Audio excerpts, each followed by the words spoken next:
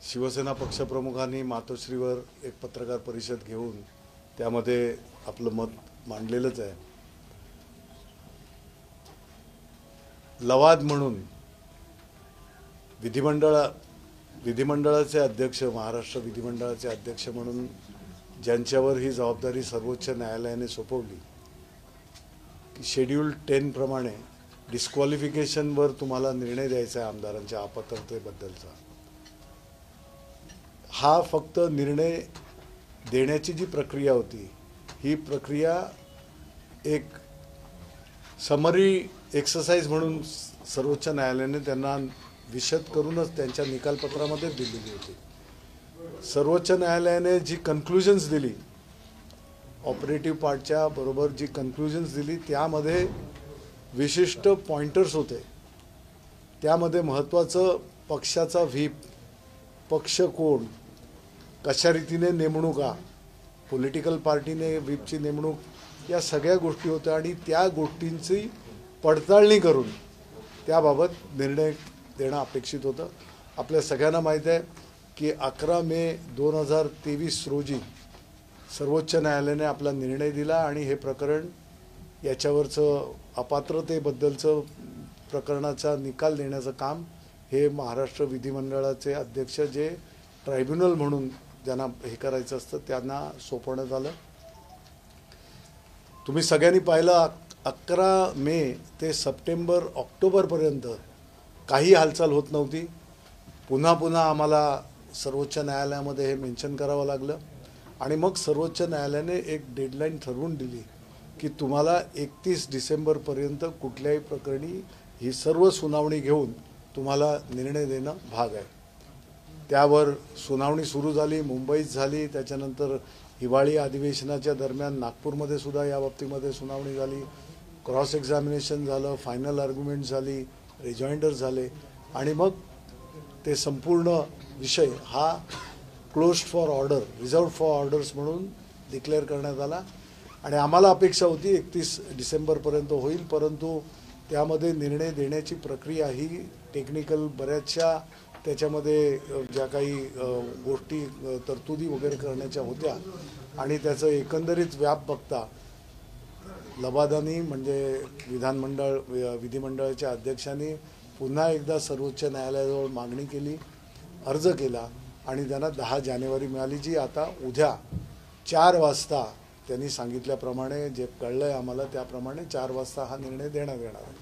अर्थात अपात्रतेचा निर्णय हे काय व्हावा काय नाही या हे क्रिस्टल क्लिअर आहे, याच्यामध्ये फार बघायची गरज नाही आहे।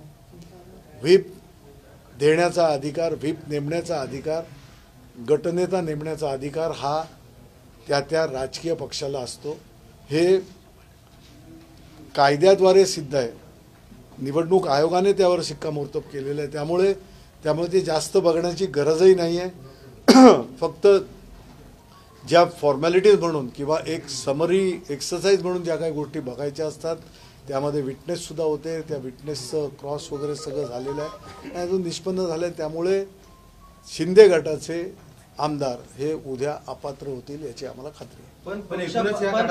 पक्ष फुटलेला नाही, आम्ही फक्त आमचा नेता बदलला असा युक्तिवाद त्यांनी केलेला होता आणि खरं तर हाच युक्तिवाद गृहीत धरून निकाल दिला जाईल अशी चर्चा आहे किंवा तशा पद्धतीचं एक प्रेडिक्शन केलं जातं। सर्वोच्च न्यायालयाचा जर निकाल तुम्ही वाचला असेल, पक्ष फुटलेला नाही आहे, पक्ष वगैरे यावर कन्क्लुजन्स आहेत आणि अपात्रता, आमदारांची अपात्रता शेड्यूल 10 खाली याला काही व्यवस्थित असे केलेले निकष आहेत, त्याला 21A 21B ही जी कलमं आहेत याद्वारे केलेली जी काय वर्तन, वागणूक, तुम्ही ज्या पद्धतीनं तुमचं वर्तन केलेलं आहे, तुमचे ॲक्ट्स आहेत, त्या ह्याला लागून त्या गोष्टीला अगदी मेकॅनिकल टाईपचं, म्हणजे त्याच्यामुळे यांत्रिकी की हे असं किंवा इतर गोष्टींना वाव नाही, हे आहे, हे केलेलं हे दिसतंय आणि त्याप्रमाणे त्यावरची ॲक्शन आहे, तशा सगळ्या तर्कांनी हे झालेलं आहे। त्यामुळे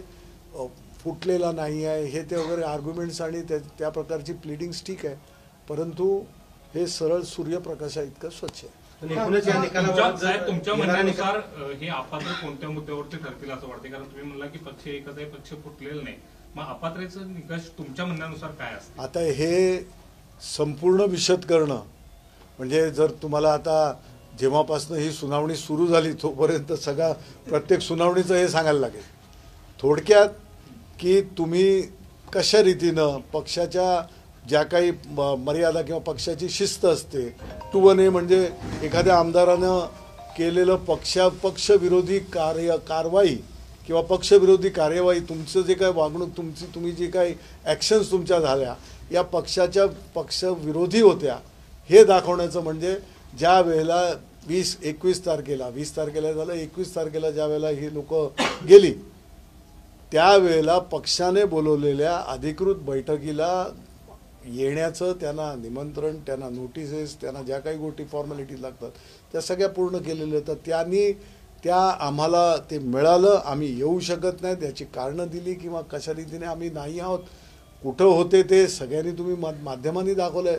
सुरतला आपले कॅमेरा लागले होते, गुवाहाटीला आपले कॅमेरा दाखवत होते कोण कुठं आहे. त्यामुळे हे ज्यामुळे 21 तारीख 22 तारीख आणि त्याच्यानंतर मग सभागृह ज्या वेळेला विशेष अधिवेशन बोलवण्यात आलं, विशेष अधिवेशनाला जो व्हीप होता तो व्हीप लागू झाला. त्या व्हीपला त्यांच्याजवळ पोहोचल्याची त्यांनी दिलेल्या त्यांच्या ऑफिशियल ईमेल ॲड्रेसची विधिमंडळामध्ये जे आमदारांचं ईमेल ॲड्रेस असतात त्याप्रमाणे दिलं, ते त्यांना मिळालं, ते त्यांनी ॲक्नॉलेज केलं. या सगळ्या गोष्टी धरून की त्यानंतरही विरोधी मतदान केलं कारण शिवसेना पक्षाचा त्यावेळेला अधिकृतरित्या अध्यक्षाच्या निवडणुकीसाठी दिलेला उमेदवार होता. त्याला मतदान न करता तुम्ही विरोधात केलं. ही तुमची 2-1B खाली जर थोडक्यात सांगायचं असेल जे तुमचं ॲक्ट आहे जे डिस्क्वालिफिकेशनला तुम्ही हे पात्र होत आहे. त्यामुळे या बाबतीमध्ये कुठलाही किंतु किंवा संदेह असायचं कारण हा निकाल यायला आता काही तास बाकी आहेत. त्याआधी राजन विचारे असतील किंवा रवींद्र वायकर असतील यांच्यावर ईडी कडून छापेमारी सुरू झालेली आहे. दबाव तंत्र वाटतं. आता हे दबाव तंत्र धाडी सत्र वगैरे हे पाहतच आलो आहे आपण. महाराष्ट्रामध्ये विरोधी पक्षाच्या आमदारांना, विरोधी पक्षाच्या खासदारांना, विरोधी पक्षाच्या नेत्यांना वगैरे अशा प्रकारचं हे दबाव तंत्र, हे दहशत अशा प्रकारचं हे एजन्सीजना वापरून आपण बघतोय. जर काय कोणी काय केलं असेल कर नाही त्याला डर कशाला आणि ह्याच्यातनं तुम्हाला निष्पन्न झालं दिसेल जे काय आहे ते अजिबात त्याच्यामध्ये त्यांचं आपल्या कोणाचा याचा सहभाग नाही आहे. पण अशा प्रकारे कुठंतरी हे करून करण्याचा प्रयत्न कर. जनतासुद्धा बघताय, लोक बघतायत, नागरिक बघतायत. निवडणुकासुद्धा घोडा मैदान फार जवळ आहे, याचा परिणाम दिसेल आपल्याला. शिंदे गटाचे आमदार अपात्र झाले तरी काही फरक पडणार नाही. अजित पवारांचे आमदार आमच्याकडे आहेत असं गिरीश महाजन म्हणतात. कसं बघताय या विधानाकडे? म्हणजे त्यांचे ऑल्टरनेटिव्स आज रेडी आहे. ही गोळी नाही तर ही गोळी, कळलं का? हे सरळ सरळ दिसतंय की बाबा चला की तुम्ही म्हणजे घटक पक्ष ज्यावेळेला एकत्र येऊन कुठची आघाडी बनते, युती बनते त्यावेळेला एकजीव होतात सगळे. पण जर तिथे मी म्हणजे वेगळा आणि घटक पक्षांचं हे वेगळं आणि मग घटक पक्षातला एखादाही झाला त्याला झटका हा आहे ना ह्याला घ्या, हा नसेल तर मग तिसरं, ही जी संस्कृती महाराष्ट्रामध्ये आणायचा प्रयत्न करते त्याला महाराष्ट्राची जनता ओळखून आहे. आणि म्हणूनच जनतेतनं आवाज आहे, मतदारांचा आवाज आहे की लावासाहेब निवडणुका फार ड्यू झालेल्या आहेत, का महानगरपालिकांच्या लागत नाहीत, का स्थानिक स्वराज्य संस्थांच्या निवडणुका लागत नाहीत, लावत नाही आहात तुम्ही. कुठंतरी कारण सांगता की न्यायालयामध्ये तुम्हीच हे केलेलं आहे वगैरे, जवळ कुठं आहे तुम्ही करू शकता. गुजरातला जाणारा बुलेट ट्रेनचा प्रकल्पाचा मार्ग आता मोकळा झालेला आहे. खरं तर ठाकरे सरकारच्या काळामध्ये हे काम रखडलं होतं, मात्र शिंदे सरकार येतात आता कामाला सुरुवात झाली असं एक बोललं. गरज काय बुलेट ट्रेनची? अहो बुलेट ट्रेनपेक्षा असलेली ट्रेन व्यवस्थित करा. आज जे प्रकार होत आहेत, आज ज्या सोयी सुविधा नागरिकांना, महाराष्ट्रातल्या लोकांना किंवा देशभरातल्या विविध राज्यातल्या, आज इंडियन रेल्वेज एवढं मोठं जाळं आहे त्या याला चांगलं करणं, मजबूत करणं. कुठेतरी ट्रेनचा ॲक्सिडेंट झाला की प्रत्येकाच्या हृदयात धस्स होतं. आपण सगळे वेवळत असतो. तिथे ती सिग्नल यंत्रणेपासून ते तिकडचं लेवल क्रॉसिंगपासूनचं अजून बऱ्याच ज्या गोष्टी ब्रिटिशांनी सुरू केल्या ते रूळ वाढवणं, त्याचे बाबतीत व्यवस्थित हे करणं, त्याचा स्पीड वाढवणं, या सगळ्या गोष्टी करा ना. कुठं बुलेट ट्रेन मुंबईला बसा, 4 तासामध्ये तुम्ही अहमदाबादला का बडोद्याला उतरा, डायमंडवाल्यांजवळ जा. ह्या ज्या गोष्टी आहेत या अपेक्षित सर्वसाधारण माणसाला नको आहेत. आम्हाला सोयीसुविधा, आम्हाला आरोग्याच्या चांगल्या द्या, आम्हाला शिक्षणाच्या द्या, आम्हाला इन्फ्रास्ट्रक्चर चांगलं उभं करून द्या, महाराष्ट्र घडवा. या गोष्टींची जी अपेक्षा एका सर्वसामान्य माणसापासून ते उद्योगपती नाही. विधानसभा अध्यक्षांची भूमिका नेहमीच इकडे तिकडे राहिलेली आहे. कर्नाटकचं बोमयांचं प्रकरण जे आहे त्यामध्ये सुद्धा चुकीच्या पद्धतीने निर्णय आलेला होता. कोर्टाने त्यानंतर फटकारलं होतं, निर्णय बदलावा लागला होता. अशाच प्रकारची स्थिती तुम्हाला महाराष्ट्रात दिसते. अध्यक्षांचा निर्णय फेवरमध्ये उलटा जाईल असं वाटतंय. नेमकं मग काय करणार? ज्या ठिकाणी आज अध्यक्ष एक ट्रायब्युनल म्हणून, लवाद म्हणून बघतायत, न्यायाधीशांच्या क्वासी ज्युडिशियल त्यांची अथॉरिटी आहे आणि निपक्षपातीपणे या बाबतीमध्ये ते निर्णय करतील. जो निर्णय महाराष्ट्राला अपेक्षित आहे, देशाला अपेक्षित आहे आणि जग बघत आहे. कारण लोकशाहीची जननी म्हणून आपण मिरवतो. भारत देश हा सगळ्यात मोठा लोकशाही प्रधान देश, तर त्याला साजेसं आणि सत्याची बूज ठेवणारा, लोकशाहीची बूज ठेवणारा असा निर्णय येईल अशी आम्हाला 22 जानेवारीला राम मंदिराचं उद्घाटन होणार आहे आणि त्याच दिवशी सर्वच मस्जिद आणि दर्ग्यांमध्ये राम जप करा अशा पद्धतीचं आवाहन मुस्लिम संघाकडून करण्यात आलेलं आहे. या संदर्भात काय कोणी काय आता हे तुम्ही सांगताय त्यावरून मी एखादा मी काय वाचलेलं नाही आहे किंवा मी काय ऐकलेलं नाही, पाहिलेलं नाही, सोशल मीडियावर सुद्धा मी नाही पाहिलं. पण तुम्ही जे सांगताय कदाचित श्रीराम हे आपलं दैवत आहे, आपली श्रद्धा आहे, आपलं आस्था आहे आणि 22 तारखेला होतं त्याचं देशभरातनं जगभरातनं स्वागत होतं. आम्ही स्वागत करतोय. कारण या राम मंदिराचं कुठेतरी व्यवस्थितरित्या बाबरी पडली त्यावेळेला, बाबरी पाडली त्यावेळेला पाडणारे जर माझे शिवसैनिक आहेत असं तुम्ही म्हणताय तर मला त्यांचा अभिमान आहे. हे असं बोलणारे एकमेव हिंदू हृदय सम्राट शिवसेना प्रमुख बाळासाहेब ठाकरे होते. कुठच्याही राजकारण्याने या प्रकारचं धाडस सोडा बोलण्याची हिंमत सुद्धा दाखवली नाही की बाबा आपण बोलू शकतो किंवा आहे.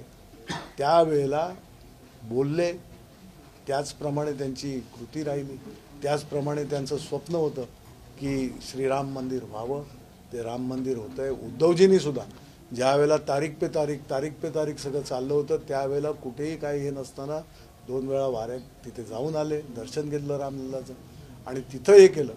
त्यानंतर या गोष्टी सुरू झाल्या आणि झालं. आता अर्थात प्रत्येकजण जो कोणी त्या ह्याच्यामध्ये होता त्यांचं श्रेय आहे, करसेवकांपासून ते सगळ्यांपर्यंत ज्यांनी त्यामुळे श्रीरामाचं मंचे विराट पाचपोर यांनी हे वक्तव्य केलेलं आहे. सुरू झालेलं आहे. दक्षिण मध्य मुंबईमधून तुम्हाला तिकीट देण्याची चर्चा जी आहे ती सुरू आहे. मात्र त्याच जागेवर काँग्रेसने देखील दावा केला. यालाच लागून आज दिल्लीमध्ये महाविकास आघाडीची जागा वाटपाच्या संदर्भातली बैठक सुरू आहे. काय अपेक्षा वाटते, कशा पद्धतीने तोडगा निघेल असं वाटतं? महाविकास आघाडीच्या बैठकीसंदर्भात महाराष्ट्रातील लोकसभेच्या जागांचं वाटप कशा रीतीने व्हावं व्यवस्थितरित्या तिन्ही घटक पक्ष मिळून आणि बरोबरचे जे कोण घटक पक्ष आहेत त्यांना व्यवस्थित विचारात घेऊन सुरळीतपणे अगदी चांगल्या रीतीनं जागा वाटप होईल.